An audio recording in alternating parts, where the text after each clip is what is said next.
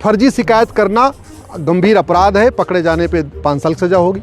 फर्जी जांच करना अपराध है, उसमें 5 साल की सजा है। एक लाइट के लिए अर्जुन एक्ट लग गई। अब सब लोग सोच लो, अगर आप लोग कुछ मांगोगे तो आप पे क्या लगेगा? हो सकता है आप पे 76 लग जाए, हो सकता है आप पे ऊपर और संज्ञा धारा लग जाए।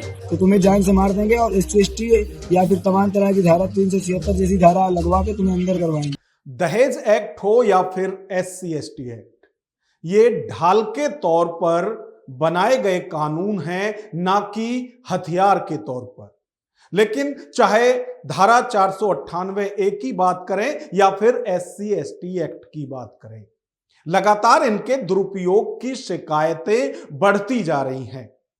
और इन दोनों ही केसों को लेकर, चाहे 498A की बात करें या फिर SC/ST एक्ट की बात करें, दोनों के दुरुपयोग पर सुप्रीम कोर्ट भी अपनी चिंता जता चुका है। और आज हम SC/ST एक्ट की बात करने जा रहे हैं, जिसके दुरुपयोग को लेकर लगातार शिकायतें आ रही हैं। और सोशल मीडिया पर तो इस तरह के केस की बाढ़ सी आई हुई है। हर दूसरी तीसरी पोस्ट में SC/ST एक्ट के दुरुपयोग का जिक्र है, देश के अलग अलग कोनों में। और आरोप यह लगाए जा रहे हैं कि SC/ST एक्ट संरक्षण देने के लिए बनाया गया था, जिससे कि जो सामाजिक ऊंच नीच है या समाज में जो भेदभाव किया जाता है, उसको कंट्रोल में किया जा सके। लेकिन लगातार जिस तरह की वीडियो इन दिनों सोशल मीडिया पर भी दिखाई दे रही हैं कि कई जगह SC/ST समाज के लोग धमकी के तौर पर भी इसका उपयोग करते हैं कि या तो शांत बैठ जाइए, नहीं तो SC/ST एक्ट लगा देंगे। और जो हम लगातार ये कह रहे हैं कि SC/ST एक्ट ढाल के तौर पर था, यानी आप इससे अपनी रक्षा कर सकते हैं, दूसरों को नुकसान नहीं पहुंचा सकते, यानी इसको हथियार के तौर पर आप उपयोग नहीं कर सकते। लेकिन लगातार जिस तरह की शिकायतें इन दिनों आ रही हैं और ये शिकायत बढ़ती जा रही हैं, उसमें इस एक्ट को हथियार के तौर पर यूज किया जा रहा है। लोगों को धमकियां तक दी जा रही हैं। और इसी को लेकर चाहे सवर्ण समाज की बात करें या फिर दूसरे लोगों की, वो लगातार इसको लेकर शिकायत करते रहे हैं कि अब SC/ST एक्ट का उपयोग हथियार के तौर पर होने लगा है। और आज 2 ऐसे केस हैं जिन पर हम चर्चा करने जा रहे हैं, जो कि उत्तर प्रदेश से ही हैं और दोनों का ही कनेक्शन समाजवादी पार्टी से है। पहले केस की बात करते हैं जो उत्तर प्रदेश के इटावा से है। और यहां एक पत्रकार हैं आतिश यादव, उन्होंने क्षेत्रीय सांसद पर आरोप लगाए हैं कि क्षेत्रीय सांसद से उन्होंने एक मंदिर में लाइट लगाने की मांग की थी, या ये समझिए कि उसकी शिकायत की थी कि मंदिर के अंदर लाइट नहीं लगी हुई है। और इसी से बौखलाए सांसद ने उन पर SC/ST एक्ट लगवा दिया। और जो पत्रकार महोदय हैं, वो सीधे तौर पर चुनौती दे रहे हैं कि अभी आप क्षेत्र से खुद तो सांसद हैं और बेटे को विधायक बनवाने की तैयारी में लगे हुए हैं, लेकिन यदि इसी तरह से आप करेंगे तो फिर कभी BDC भी नहीं बन पाएंगे। क्या कुछ कह रहे हैं पत्रकार महोदय गिरफ्तारी से पहले, वो आप देखिए। इटावा सांसद जितेंद्र दौरे जी के लिए मैंने एक मंदिर की लाइट मांगी थी पुजारी जी ने। उस लाइट के लिए सांसद जी मुझे जेल भिजवा रहे हैं, अर्जुन एक्ट लगवा रहे हैं। यादव वो देख लीजिए, क्या एक यादव होना गुनाह? ये है यादव पे अत्याचार। जितेंद्र दौरे मुर्दाबाद, जितेंद्र दौरे मुर्दाबाद। मैं आपसे जवाब मांगना चाहता हूँ। ये देखिए यादव पत्रकार पे अत्याचार। अखिलेश यादव जी देखिए अखिलेश यादव जी देखिए पत्रकार पे अत्याचार। ये अत्याचार किया जा रहा है। सांसद को बर्खास्त करो। जबकि मुझे मेरी गर्दन काटने के लिए ये देखिए, ये हाई प्रोफाइल मामला उत्तर प्रदेश के इटावा से है, जहां SC/ST एक्ट के दुरुपयोग के आरोप स्थानीय सांसद जितेंद्र दोहरे पर लगाए गए हैं। और ये आरोप वो पत्रकार लगा रहा है जिसकी गिरफ्तारी SC/ST एक्ट के तहत हुई है। और जब उसका मेडिकल हुआ गिरफ्तारी से पहले, तो वो साफ तौर से वहां पत्रकारों से भी सहयोग मांग रहा है कि आज शिकार वो है, कल कोई भी हो सकता है, इसलिए साथ दें। और वो तो अल्टीमेटम अखिलेश यादव को भी देता हुआ दिखाई दे रहा है कि यदि इसी तरह से यादवों का शोषण होगा SC/ST एक्ट के तहत, तो फिर आपकी सरकार उत्तर प्रदेश में कभी आएगी, ये भी आप भूल जाइए। अखिलेश जी आज मौन है तो उनका जवाब जनता देगी। अखिलेश जी नहीं देख पा रहे हैं क्या कि एक यादव को किस तरीके से प्रताड़ित किया जा रहा है। SC/ST अर्जेंट वो अर्जेंट जो यादवों के सीनों में धड़केगी, जनता के सीनों में धड़केगी। क्या पुलिस ने मारपीट भी की है? योगी आदित्यनाथ जी से निवेदन है। क्या पुलिस ने मारपीट भी की है? मेरा फोन जमा कर लिया, मुझे बिठा लिया, मुझे धमकाया अमित मिश्रा ने। अमित मिश्रा ने कहा जिंदा वापस नहीं जाओगे इस इतिहास से। तो इटावा के पत्रकार आतिश यादव के ये आरोप स्थानीय सांसद पर हैं कि SC/ST एक्ट का दुरुपयोग उन पर किया जा रहा है और इसी के चलते उनकी गिरफ्तारी हुई है। ये आरोप एक पत्रकार के, एक सांसद के ऊपर हैं।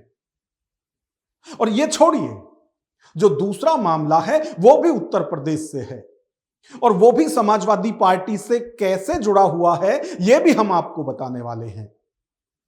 उत्तर प्रदेश के फतेहपुर में एक चाय वाला पिछले कुछ दिनों से लगातार सुर्खियों में बना हुआ है और ये जो चाय वाला है इसका नाम है आर्यन यादव।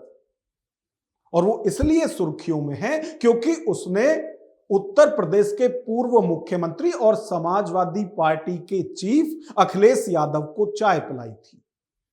अब आर्यन यादव लगातार ये आरोप लगा रहे हैं कि जिस दिन से उसने अखिलेश यादव को चाय पिलाई है उसी दिन से उसके खिलाफ तमाम तरह की जो साजिश है वो शुरू हो गई है।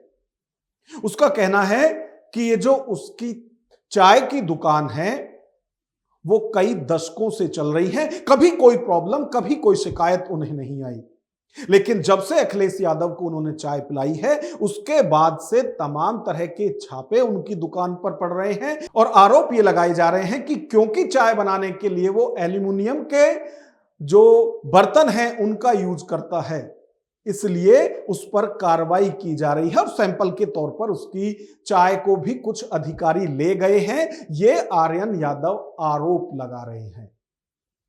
तो पहले तो आरोप सुनिए कि क्या आरोप हैं, उसके बाद आगे हम बात बताएंगे कि SC/ST एक्ट से किस तरह से यह मामला भी जुड़ा हुआ है। 5-6 दिन पहले एक फॉरेस्ट इंस्पेक्टर अंकल आए हुए थे जिनका नाम धीरज दीक्षित था। उन्होंने हमारी शॉप पर जाके हमसे बोला आप अपना लाइसेंस दिखाइए। हमने अपना लाइसेंस दिखा दिया। उसके बाद उन्होंने ये कहा कि आप अखिलेश यादव को चाय पिला, गुंडा बनते हो, आपकी दुकान सीज करना है। मैंने कहा अंकल हमारा अपराध क्या? तो बोले आप चाय पिलाए, बहुत बड़ा अपराध है। उसके बाद जैसे कैमरा चालू किया वीडियो बनाने के लिए तो ये नहीं बोले, चुप हो गया। उसके बाद कह रहे हैं तुम एल्यूमिनियम के बर्तन चाय बनाते हो, इसका कोई प्लान नहीं है, अलाउ नहीं है कि आप एल्यूमिनियम के बर्तन चाय बनाएं, आपकी दुकान सीज की जाएगी।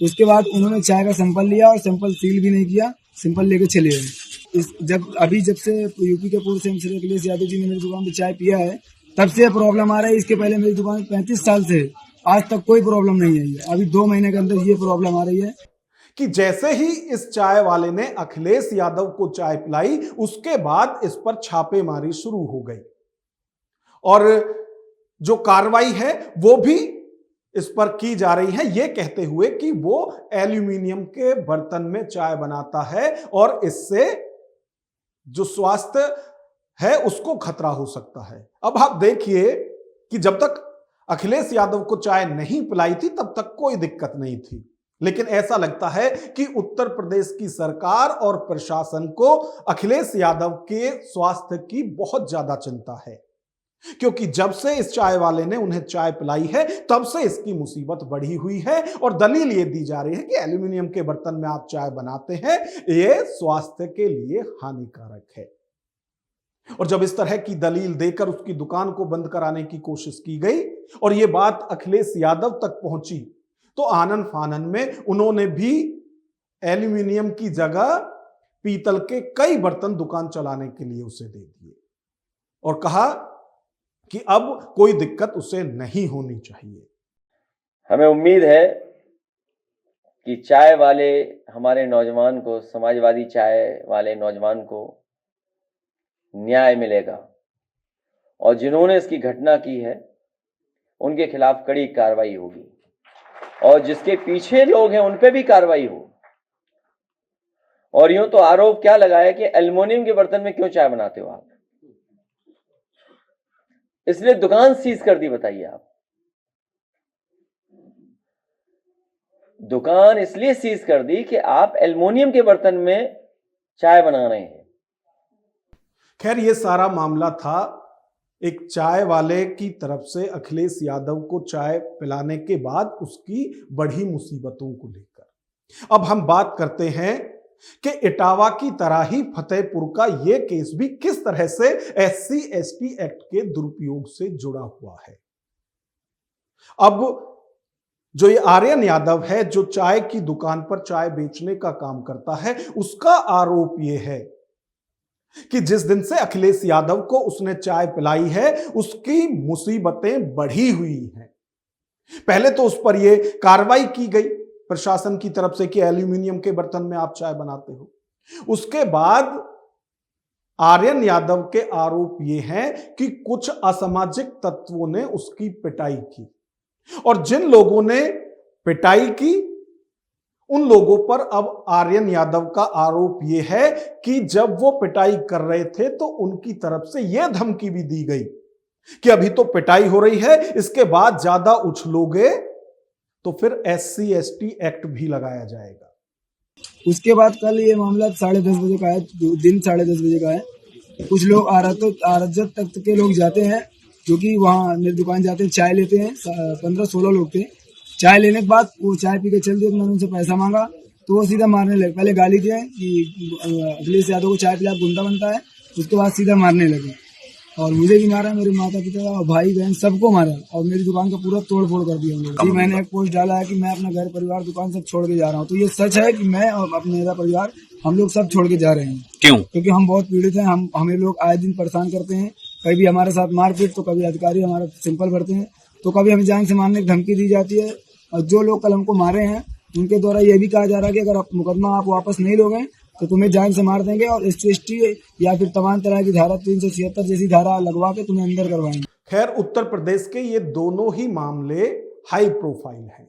एक में तो खुद सांसद महोदय हैं जिनकी तरफ से पत्रकार पर शिकायत कराई गई है SC/ST एक्ट की और पत्रकार इसे SC/ST एक्ट का दुरुपयोग बता रहा है। और दूसरा मामला इसलिए हाई प्रोफाइल है कि एक चाय वाले ने अखिलेश यादव को चाय क्या पिला दी, उसके बाद उसकी मुसीबतें जो हैं वो बढ़ी हुई है और उस पर यह सारी कार्रवाई तो की गई उसकी दुकान को बंद कराने के लिए प्रशासन की तरफ से, बल्कि जिन लोगों ने उसकी पिटाई की वो लोग पीटने के बाद कह रहे हैं कि SC/ST एक्ट और बाकी है वो भी लगा दिया जाएगा यदि ज्यादा उछलोगे या फिर चाय पिलाने के बाद अखिलेश यादव को जो आप ज्यादा गुंडागर्दी कर रहे हैं। बताइए एक चाय वाला क्या गुंडागर्दी करेगा, लेकिन उसको ये सब झेलना पड़ रहा है क्योंकि उसने चाय पिला दी अखिलेश यादव को। खैर, इन सब मामलों के बाद जो एक लगातार चर्चा पूरे देश में हो रही है SC/ST एक्ट के दुरुपयोग को लेकर।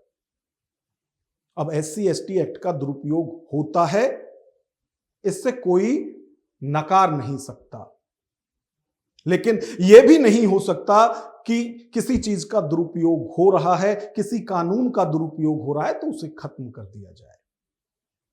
हां, इसका इलाज यह जरूर हो सकता है जो सुप्रीम कोर्ट के वरिष्ठ वकील एडवोकेट अश्वनी उपाध्याय बता रहे हैं। और वो इसका इलाज ही नहीं बता रहे हैं बल्कि बाकायदा उन्होंने सुप्रीम कोर्ट में एक PIL भी दर्ज की है। तो जो PIL सुप्रीम कोर्ट में डाली है अश्वनी उपाध्याय में, वो कह रहे हैं कि देश के अंदर इस तरह के जो फर्जी केस लगातार बढ़ रहे हैं, इसे रोकने के लिए जो फर्जी केस करने वाले हैं उन पर भी कार्रवाई होनी चाहिए। अपनी PIL में और क्या क्या मुद्दे उठाए हैं, एक बार वो अश्वनी उपाध्याय से ही आप सुनिए। झूठी शिकायत, झूठी गवाही, झूठा हलफनामा पे रोक लगाने के लिए मैंने माननीय सुप्रीम कोर्ट में पीएल फाइल किया था और माननीय सुप्रीम कोर्ट ने केंद्र सरकार के अलावा सभी राज्य सरकारों को नोटिस जारी किया। मैंने अपनी याचिका में कहा है कि भारत में जो 5 करोड़ केसेस चल रहे हैं ये सारे असली केस नहीं, इसमें फर्जी केस बहुत बड़ी संख्या में है। और फर्जी केस इसलिए हो रहे हैं क्योंकि फर्जी शिकायत करने वालों को सजा नहीं मिल रही है, फर्जी जांच करने वालों को सजा नहीं मिल रही है, फर्जी गवाही देने वालों को सजा नहीं मिल रही है, फर्जी एफिडेविट फाइल करने वालों को सजा नहीं मिल रही है। इसलिए पूरी बाढ़ आई पड़ी है। जबकि सिंगापुर में, चीन में, जापान में, अमेरिका में फर्जी शिकायत, फर्जी जांच, फर्जी गवाही, फर्जी एफिडेविट एक सीरियस क्राइम है। मैंने माननीय सुप्रीम कोर्ट को ये भी कहा है कि झगड़ा होता है खेत का और मुकदमा दर्ज किया जाता है SC/ST एक्ट में। झगड़ा होता है चक्रोट का और वहाँ पे छेड़छाड़ और बलात्कार के मुकदमे दर्ज हो जाते हैं। पति पत्नी में झगड़ा होता है और सास ससुर, नंद नंदोई और जेठ जेठानी सबको जो है दहेज के केस में फंसा दिया जाता है, सबको जेल भिजवा दिया जाता है। इस पे रोक लगाना जरूरी है। ऐसा नहीं है कि SC/ST एक्ट के सिर्फ दुरुपयोग ही होते हैं, बल्कि जो वास्तव में पीड़ित हैं उनके लिए ये ढाल का काम करता है, उनको ये संरक्षण देने का काम करता है कि जो लोग इस तरह से प्रताड़ना करते हैं जाति के आधार पर, उन्हें रोका जा सके। लेकिन पिछले कुछ वक्त से लगातार इस तरह की शिकायतें बढ़ रही हैं जिनमें कि फर्जी मुकदमे दर्ज कराए जाते हैं। यह भी सच्चाई है, यानी सारे ही केस झूठे होते हैं ऐसा भी नहीं है और सारे ही केस सही होते हैं ऐसा भी नहीं है। और इस सब को लेकर जो रास्ता एडवोकेट अश्वनी उपाध्याय बता रहे हैं, किसी हद तक वो सही हो सकता है, क्योंकि जब कंप्लेंट कराने वाला नीचे खुद ये लिखेगा कि यदि ये उसकी शिकायत फर्जी है, झूठी है, गलत है, तो फिर उस पर भी कानून के हिसाब से कार्रवाई होनी चाहिए। तो आधे से ज्यादा लोग तो जो झूठी शिकायत करते हैं वो थाने तक पहुंचेंगे ही नहीं, ये दावा अश्वनी उपाध्याय भी कर रहे हैं। खैर, इस सब के बीच देश में चर्चा लगातार हो रही है कि जब इस तरह के फर्जी केस होते हैं तो इनको किस तरह से रोका जा सकता है। अब अश्वनी उपाध्याय ने तो अपना PIL दर्ज कराई है, उस पर क्या आगे होता है वो देखने वाली बात होगी। लेकिन इस सब के बीच हम आपसे आपकी राय जानना चाहते हैं कि देश में लगातार जो इस तरह की घटनाएं बढ़ रही हैं उस पर आपकी क्या राय है। कमेंट बॉक्स में अपनी राय जरूर दें और यदि वीडियो पसंद आए तो लाइक करें और इसी तरह की वीडियो देखने के लिए हमारे चैनल को सब्सक्राइब करें। नमस्कार।